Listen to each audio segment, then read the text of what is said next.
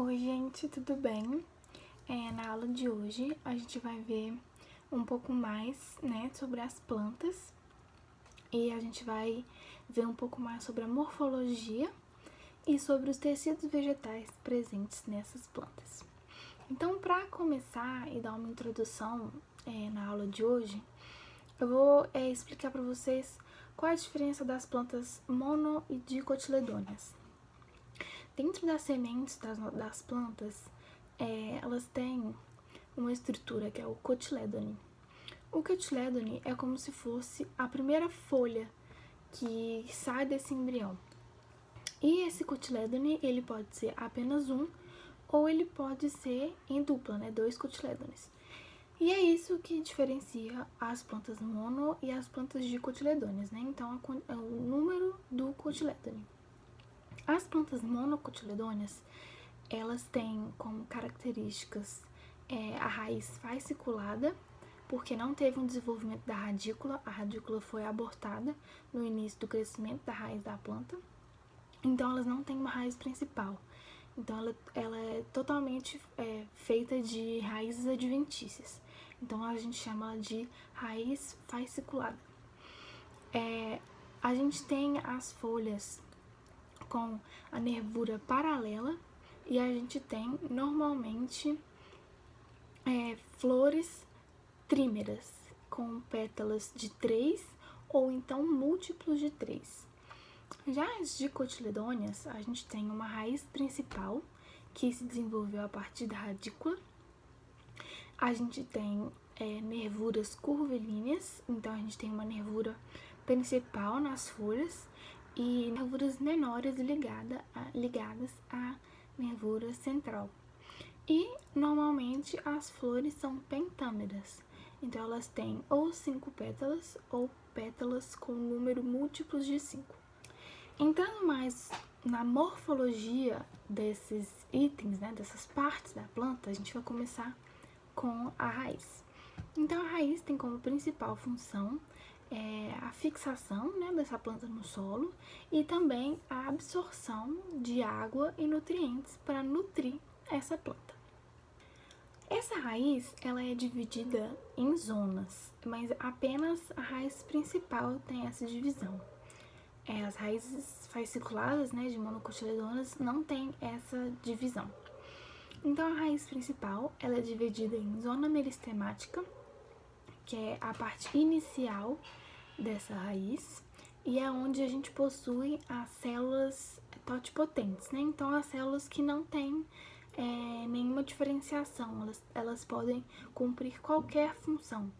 E é onde acontece principalmente a mitose. Então, nessa zona, ela tem alta capacidade mitótica justamente para possibilitar as células dos outros tecidos daquela raiz. Essa parte, essa zona meristemática, por ser uma parte muito sensível e muito importante da raiz, ela possui um tipo de capuz que se chama coifa, que está ali justamente para proteger a raiz de agentes decompositores ou apenas do atrito do solo. A zona da distensão, ela está logo acima da zona meristemática e ela também está envolvida com o crescimento da planta, a partir do desenvolvimento das células.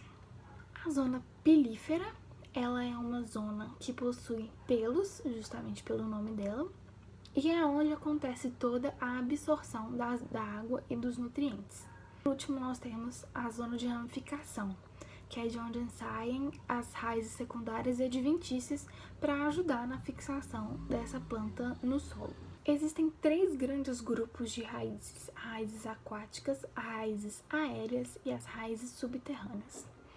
As raízes aquáticas, elas estão ou totalmente submersas na água ou com outras estruturas como o caule e a folha flutuantes.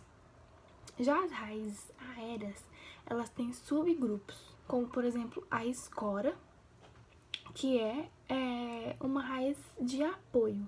Então elas dão suporte à planta e elas saem do caule em direção ao solo. Nós temos as raízes sugadoras, que são raízes parasitas que se apoiam em outras plantas e elas têm estruturas que se chamam austórios, que são capazes de chegar até os vasos condutores das outras plantas, podendo então roubar a seiva daquela planta para se manter. Nós temos dois tipos de raízes sugadoras: as holoparasitas, que são completamente parasitas, então elas alcançam o floema daquela planta, que eu vou explicar mais pra frente qual que é a diferença do floema e do xilema. E nós temos as hemiparasitas, que elas atingem apenas o xilema. Então, elas retiram apenas água e nutrientes desses vasos condutores e assim elas podem fazer a sua própria fotossíntese. Nós temos também as raízes estranguladoras. Elas não são parasitas, as suas raízes elas estão apoiadas em outra planta, mas elas também alcançam o solo. O problema é que, com o crescimento da planta hospedeira, como elas já estão enroladas naquela planta, o crescimento vai ser impedido, então ela vai estrangular aquela planta e aí ela acaba morrendo. Mas ela não suga os nutrientes daquela planta. Temos também a respiratória ou pneumatófora, que é onde temos partes das raízes crescendo verticalmente para fora do solo para conseguir oxigênio. Essas raízes são muito comuns em solos alagados, como por exemplo manguezais. Temos as tabulares, que são presentes principalmente em árvores de grande porte, porque elas são raízes achatadas, então elas trazem maior estabilidade para essa planta. E nós temos as velames, que são presentes em plantas epífitas, como orquídeas e bromélias. E essas plantas, elas utilizam de outras plantas apenas para alcançar luz. Então, elas não retiram seiva, elas não esmagam a planta hospedeira, elas só utilizam a planta como suporte para alcançar a luz. E elas têm capacidade de absorver gotícula suspensa no ar, então ela não precisa estar ligada ao solo para conseguir água. No grupo das subterrâneas, nós vamos ter a pivotante, que é a raiz das dicotiledôneas, né, com a raiz principal e as raízes adventícias. Nós vamos ter a raiz fasciculada, que é a ausência da raiz principal. E nós vamos ter as raízes tuberosas, que são raízes que elas absorvem reserva energética na forma de amido, por exemplo. Então, a cenoura é um tipo de raiz tuberosa, porque ela absorve reserva nela. Então, é isso que caracteriza esse grupo. Falando agora um pouco sobre o caule.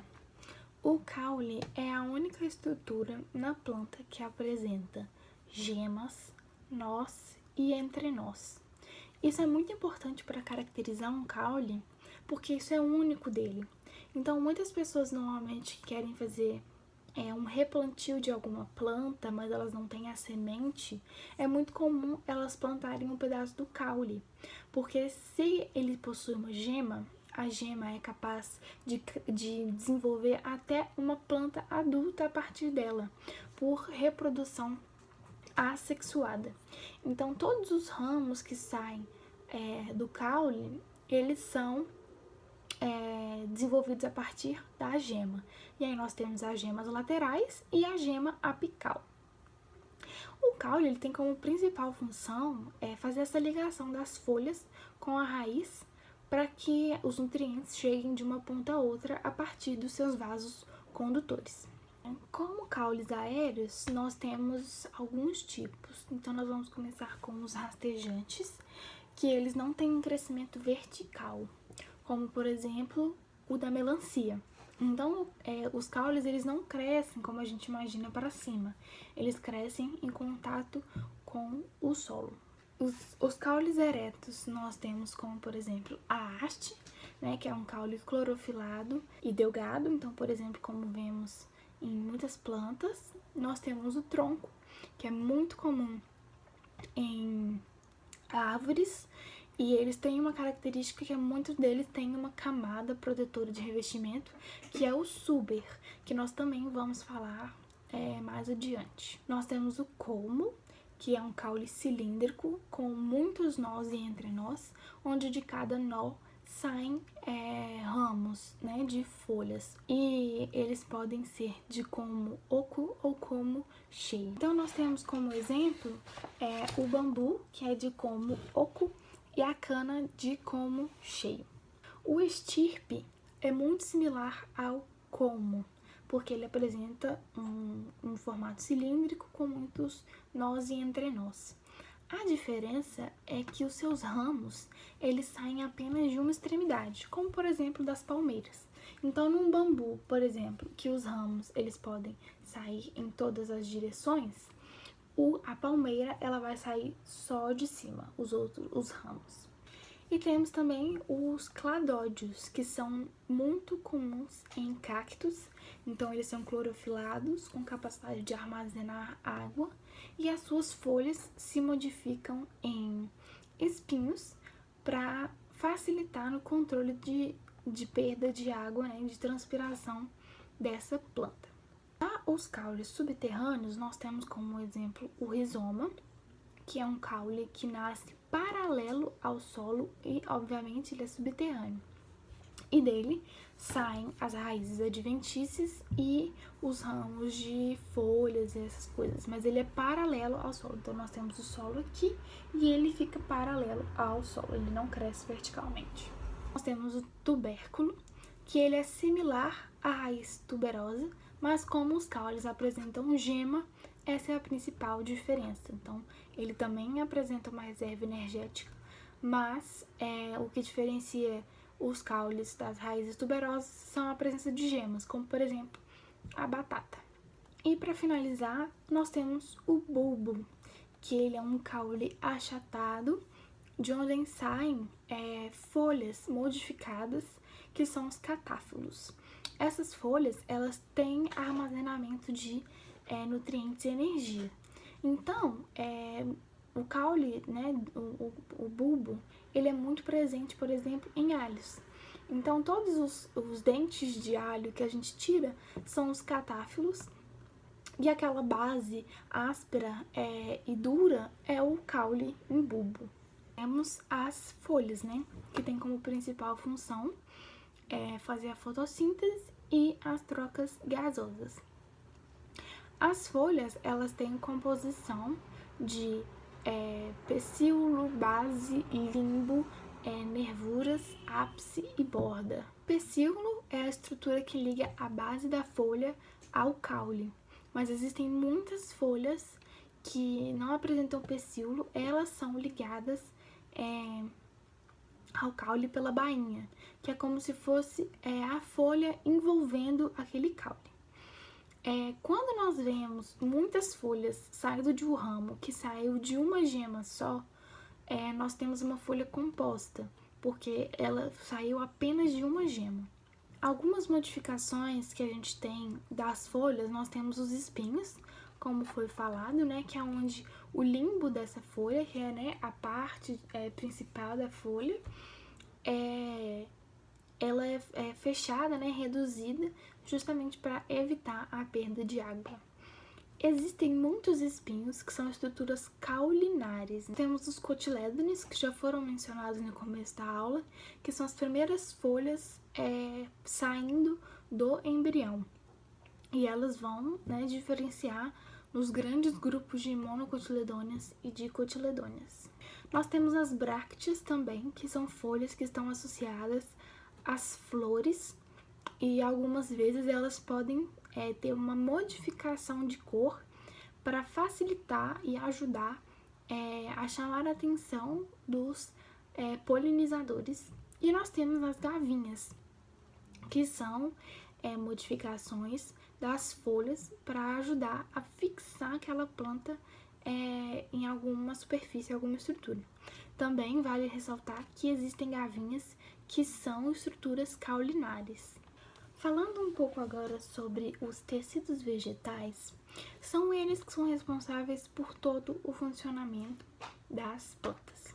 Eles são divididos em dois grandes grupos, os tecidos meristemáticos e os tecidos permanentes. Os tecidos meristemáticos já foram mais ou menos citados na zona meristemática da raiz. Então, como eu já falei, é uma zona em que se apresentam células totipotentes, então elas são indiferenciadas, com uma alta capacidade mitótica. Então, elas são responsáveis pelo crescimento longitudinal dessa planta. Existe um meristema primário, que é um meristema que já veio com o embrião, o desenvolvimento do embrião. Então, é um meristema da zona meristemática da raiz, nas gemas, nesses lugares em que há a presença de células totipotentes. Já o meristema secundário é um meristema que ele foi desdiferenciado. Então, como que ocorre esse processo? Existe um tipo de tecido permanente que chama parênquima, que eu vou explicar logo mais. E existem células do parênquima que sofrem desdiferenciação. Então, elas perdem a diferenciação que elas tiveram para serem células do parênquima e viram novamente células totipotentes. Essas células viram, então, o meristema secundário. E elas são importantes para o crescimento da circunferência dessa planta. Então, esse tecido, esse meristema secundário, ele pode ser dividido tanto em câmbio vascular quanto felogênio. O câmbio vascular, ele vai formar os vasos condutores, então o xilema e o floema. E o felogênio é responsável pelo revestimento da planta. E ele forma o suber e o feloderma. O suber, como eu já comentei mais anteriormente, na parte de caules, ele é uma camada de revestimento presente em troncos, e ele é uma camada que ele se desenvolve secundariamente. Então, a gente tem o primeiro revestimento das plantas, que é feito pelo feloderma, e quando a planta cresce e rompe esse primeiro revestimento, o suber se desenvolve. Já nos tecidos permanentes, nós temos alguns tipos, como por exemplo, os de condução, que nós temos então os vasos condutores. Então, nós temos o xilema e o floema. O xilema vai da raiz até as folhas e ele leva água e nutrientes. E o floema leva das folhas até a raiz água e açúcar vindos da fotossíntese. Então, no xilema nós temos a seiva bruta e no floema nós temos a seiva elaborada. Nós temos também os tecidos de sustentação, que, como o nome já diz, fornecem uma firmeza, uma sustentação para a planta. O xilema também ajuda nesse quesito, mas nós temos outros dois tecidos que são o colênquima e o esclerênquima. O colênquima é mais flexível e ele é um tecido vivo. E o esclerênquima é um tecido muito mais firme e rígido e ele é um tecido morto. Nós temos os tecidos de revestimento, Então, nós temos a epiderme e nós temos o já tão comentado suber. Então, a epiderme está presente em sementes, caules em crescimento, raízes em crescimento, frutos. E o suber já é um revestimento mais secundário, mais dos troncos, das árvores de grande porte. Todos são para a proteção dos elementos da planta. Nós temos os também já citados parênquimas. Então, os parênquimas, eles são tecidos de preenchimento. Então, eles estão entre um tecido e outro. Nós temos alguns tipos de parênquimas. Então, nós temos os clorofilianos, que são aqueles que fazem fotossíntese. Nós temos os aeríferos, que armazenam ar. Nós temos os aquíferos, que armazenam água. E nós temos os amilíferos, que armazenam amido. E por último, nós temos os tecidos de secreção, que eles liberam secreções presentes na planta. Então, nós temos, por exemplo, os nectários, que são glândulas que produzem néctar, E o néctar, ele foi desenvolvido como uma grande adaptação para as plantas, porque se os polinizadores, ao pousassem nas plantas, se alimentassem de todo o grão de pólen existente naquela planta, não haveria a polinização seguida de fecundação. Então, aquela espécie tendia a morrer. Então, algumas plantas desenvolveram o néctar, em que serve como alimentação para os polinizadores, para que os grãos de pólen possam, né, restar grãos de pólens para que eles sejam polinizados. Nós temos os canais resiníferos, que são canais de produção de resina, justamente para a proteção dessas plantas, e nós temos os canais lactíferos, que são canais de produção do látex, que é aquele líquido esbranquiçado que muitas plantas possuem, que serve principalmente para a cicatrização dessas plantas. E é isso, gente, por hoje é só. Eu vou sempre relembrar vocês, se qualquer dúvida que vocês tiverem, não tenham problema em me contactar, me mandar e-mail, me mandar mensagem. Vocês podem me perguntar sem problema nenhum.